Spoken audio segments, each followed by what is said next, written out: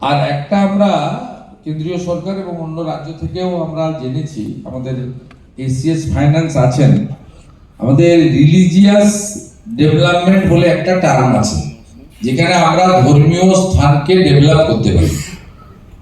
সেখানে আমরা একটা আমাদের বাজেটে এবারে প্রভিশন রাখছি, রিলিজিয়াস স্থানগুলো যেগুলো প্রাচীন, সেগুলোকে কি করে আমরা সংরক্ষণ করে তাদের আগের আদলে ফিরিয়ে আনতে পারি বা তাদের সংস্কার করতে পারি, এরকম একটা বিষয়ে আমরা নীতিগতভাবে সিদ্ধান্ত নিয়েছি। বাকি ক্যাবিনেট অনুমোদন করে আমরা 22 তারিখ রাজ্য বিধানসভায় রাখবো।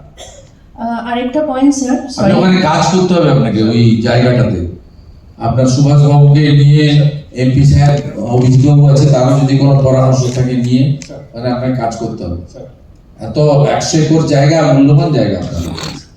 আপনি তো ওই বাড়িরই মেয়ে, যদি কিছু সাজেশন থাকে আপনি এই এসিওকে কথা বলে নেব। স্যার আরেকটা ছোট আছে, কইমা শালবনীতে, যদিও ওটা আমার লোকসভাতে পড়ে না, কিন্তু যেহেতু আমি একটু স্পোর্টস নিয়ে